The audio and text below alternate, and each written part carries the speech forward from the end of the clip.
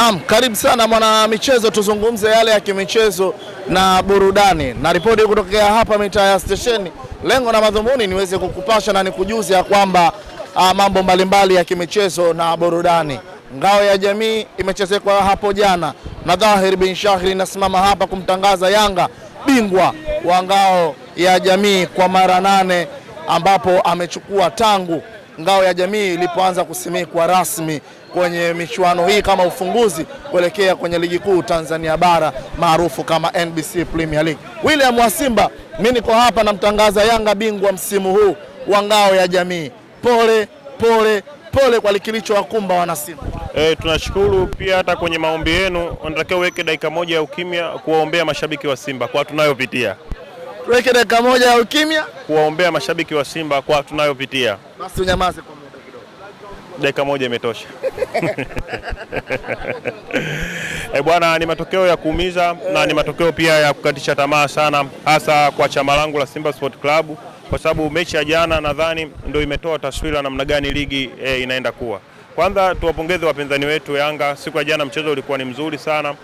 Maeneo ambayo tulifeli, kwanza Simba tulikosa ukatili katika eneo la mwisho la ushambuliaji kiwanjani, kwa sababu dakika ya kwanza mpaka dakika 20 zilikuwa ni dakika zetu, lakini Simba Sport Club walikosa ubunifu, walikosa umakini kwenye eneo la mwisho la ushambuliaji. Baada ya hapo Simba Sport Club ikakosa kabisa umakini mpaka dakika ya 85, ikaenda tena kuibuka tena kwenda kuona kama anaweza kufufua matumaini, ndio tukapiga on target ya kwanza kutoka kwa Bakari Msimu. Maeneo ambao yalitufelisha kwa Simba Sport Club, eneo zima la kiungo kwanza. Eneo zima la kiungo ambalo ukiangalia kwa upande wa Yanga ilikuwa ina viungo watatu, Maxim pia Dhengeli, Duke Abuya na Mudasiri. Katika hao viungo watatu ndio wamefanya Simba Sport Club tuweze kufeli. Katika hao viungo watatu ukiangalia viungo wote watatu wamepata kadi za manjano. Wamepata kadi za manjano kutokana na kwamba hawakuwaruhusu Simba Sport Club wachezee mpira. Walikuwa wanakaba man to man. Oni Seti Oura akigusa mpira Max kafika, akija kiugusa Libas Gwe, unaona Duke Abuya amefika. Katika eneo ambalo limetufelisha ni eneo zima la kiungo. Ukiangalia kwenye kikosi cha jana, kikosi cha Yanga wachezaji watatu pekee wageni, Dhokwane, Changwanda pia na Peter Sharulile. Mchezaji ambaye kidogo alikuwa ana impact kubwa sana, ukimwangalia Dhokwane, ukimwangalia pia Changwanda, alionekana mara mbili tu kiwanjani.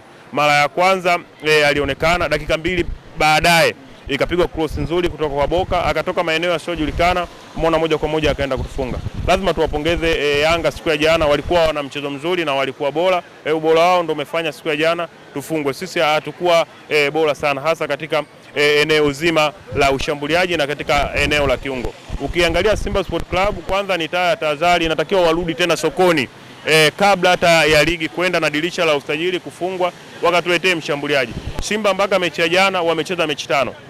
Katika mechi 5 dakika 460 Simba Sport Club na mshambuliaji wake kiongozi Dumbia amefunga goli moja pekee kwenye mechi 5. Sasa sio namba nzuri sana kwa mshambuliaji kwenye mechi 5. Naziongelea mechi za Sekafa, mechi 3. Mechi ambayo Dumbia amefunga ni mechi ya Simba dhidi ya Singida. Mechi 2 pekee hajafunga. Tumekuja kucheza na Police Kenya ambaye Dumbia hajafungwa, amesefiwa tu kwa na mikimbio mizuri. Mechi ya Yanga ya jana ni mechi ya 5. Sasa kwa performance ya mshambuliaji top, kwanza sio top in Africa kwa sababu ni mchezaji wa kawaida. Ukitegemea kwenye mashindano yote ya klabu bingwa, mashindano ya NBC na CRDB uende na mshambuliaji mmoja kama Dumbia, unaona kabisa uwezi ukaokota taji lolote, kwa sababu ni mshambuliaji ambaye namba zake hazijawahi. Unajua shida sio kumsajili mchezaji mzuri, shida ni mchezaji mzuri anakuja kukupa nini hapa. Ukimwangalia Changwanda wao alikuwa ni top Zambia, amekuja hapa ameonesha mechi yake bora na mechi ambayo imempa jina. Mechi ya kwanza tu unaona kabisa huyu ni mchezaji. Lakini kwa Dumbia ukisema kwa level za kuvumiliana, kuna wachezaji wa Kitanzania hapa hawatajifunza kitu. Unamwacha Paul Peter JKT Tanzania ambaye kwenye ligi msimu jana amekupa magoli 9, kwenye CRDB amekupa magoli 5, unamleta Dumbia ambaye alikuwa na magoli 17 kwenye mechi 5 amekupa goli moja. Kwa hiyo unaona ni kukosea mpira heshima kabisa, ni kukosea mpira heshima. Popita yuko hapa kijana wa Kitanzania. Nini vijana wetu wa Kitanzania watajifunza wakina Mwangosi kumuona Dumbia ndio top, yuko kwenye kikosi cha Simba Sport Club, yeye yuko Tukuyu anakula ndizi. Kwa hiyo unaona hamna la kujifunza na Dumbia ni steka wa kawaida. Championship masteka kama Dumbia unawapata wengi sana kaka. Kuna Mashaka Pogba yuko champion kule, anakupa kitu ambacho hakupi Dumbia. Moja kwa moja tutakuwa tunaudharau mpira. Unamleta mchezaji wa kimataifa aje ajifunze. Hawa wachezaji wetu wa Tanzania watajifunza nini kwa Dumbia? Unaona, moja kwa moja viongozi waliweka hela kwenye matumbo yao, hawakuweka hela kwa ajili ya kuifanya klabu iwe juu na klabu ilete mantiki. Walisajili Dumbia kwa ajili ya manufaa ya matumbo yao. Kwa hiyo moja kwa moja unaona viongozi waende kwenye dirisha hili kabla halijafungwa wakatuletee mshambuliaji. Kiongozi wangu Magoli amesema Mwalimu ni steka wa nini, steka wa bilioni. Asiwadanganye watu, Mwalimu wa kufika thamani ya bilioni. Walishindwa wao kutoa milioni 200 za kumpata Mwalimu. Ukiangalia hata kwa daraja la Mwalimu na Dumbia ni mbingu na ardhi kaka. Bado Mwalimu atakupa kitu tofauti na ambacho atakupa Dumbia. Kwa hiyo moja kwa moja unaona Simba Sport Club kwenye usajili, naweza nikasema hasa kwenye eneo la mwisho, eneo la finisha, eneo ambalo msimu jana tumefunga goli moja nyingi, lakini unaona bado shida. Pia hata eneo la kiungo, kwa sababu hata mechi ya jana tulijaribu kucheza bila namba 9, tukajaribu kucheza force namba 9, lakini bado ukaona haisaidii chochote. Pengine tuwasifie Yanga kwa sababu walikuwa na quality, maana sisi baada ya kufungwa pengine tukavurugika kuanzia dakika ya 30 mpaka ya 89. Tunaweza tukawasifia pia, lakini ukiangalia hata kwenye eneo la kiungo, kocha Beka Steven ana kazi kubwa sana kwenye uwanja wa mazoezi, aende akairudishe timu kuwa sawa. Huwezi kupata kivuli cha mti ulionyoka kama mti uliobeba kivuli umepinda. Uongozi pia una changamoto, pia hata kikosi kwa ujumla kwa Simba Sport Club bado kinahitaji maboresho makubwa. Nimzungumzie kwa upande wa Ibrahim Jabbar, wengi wanasema what a player, lakini jana ameandikwa vizuri sana. Hakupaswa na wala hakustahili kuwa na timu kama Simba, mchezaji mwenye kariba ya namna ile. Wengi wamezungumza kwa ubora wake alioonyesha jana. Ibrahim Jabbar ni mechi yake ya kwanza, kwa sababu kwenye kosi ya Simba Sport Club jana tulikuwa tuna wachezaji wageni wawili, yeye pamoja na Dumbia, lakini umeona ni kiungo mzuri. Kwanza ni kiungo ambaye akai na mpira, anaacha mpira utembee kwa ajili ya faida ya timu. Kuna dakika ya kwanza mpaka dakika 20 ndio alifanya utulivu wa Yanga usiende kupatikana pale katikati. Aliyekuwa anamwangusha ni kiungo wake mkabaji ambaye namuongelea mvunja kuni wa Kigoma, huyo Muha pekee ambaye alikuja kuuza vyombo, alikuja kwa ajili ya kucheza mpira. Yaani Yusuf Kagoma? Ni ndo Muha pekee ambaye alikuja kucheza mpira, kuja Dar es Salaam kuuza vyombo.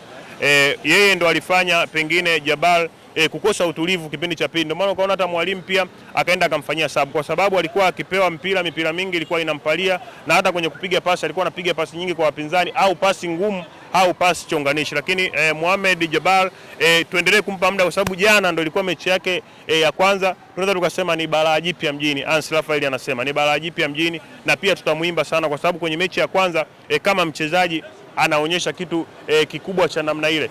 Pia sio hata kwa upande wa Simba, hata kwa upande wa Yanga yule Changwanda naye ni balaa jipya mjini. Mchezaji wanasema mpe mpira acheze, mchezaji usimpe muda.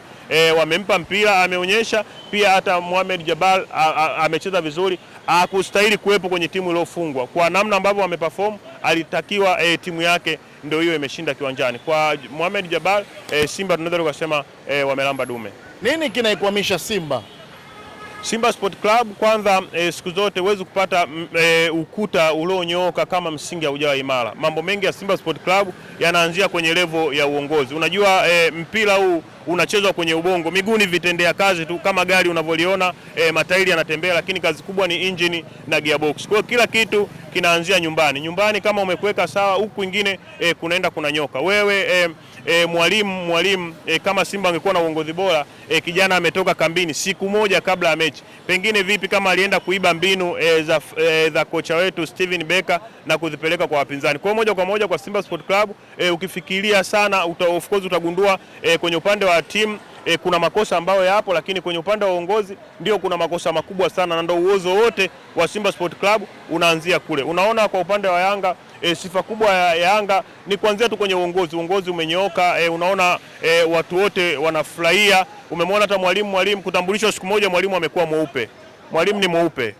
Siku moja tu katambulishwa, Mwalimu ni mweupe. Kwa hiyo unaona kabisa huku pengine kwa sababu uongozi umekaa vizuri na pengine kuna malisho bora, ndio unaona uongozi ndio kila kitu, na uongozi ndio issue ya kwanza ambao unaikwamisha Simba Sport Club. Na Yanga na nuru nuru ipo kwa sababu unaona namna ambavyo kuanzia kwenye uongozi kunavyokuwa mpaka kwenda kule juu. Unaona kabisa moja kwa moja hawana longolongo. Of course wana longolongo kwenye mambo mengine, lakini kwenye upande wa mashabiki wanawatendea haki kwenye mambo yao. Kama nilivyokuambia mwanzo, hata swala la sakata la uwanja wa Yanga waliongelei kwa sababu sio sehemu ya mashabiki. Mashabiki issue yao ni kwenye furaha, kwenye usajili huku. Kama kwenye usajili wametibiwa, hawana shida tena ya kuhangaika na uwanja. Kwa hiyo moja kwa moja unaona kwa Simba Sport Club kinachotukwamisha cha kwanza ni swala zima la uongozi. Kama viongozi watakaa imara, tukaongea wote lugha moja, mimi nadhani Simba tutaiinua na Simba yetu itaendelea kuwa tishio. Naendelea kukupa pole.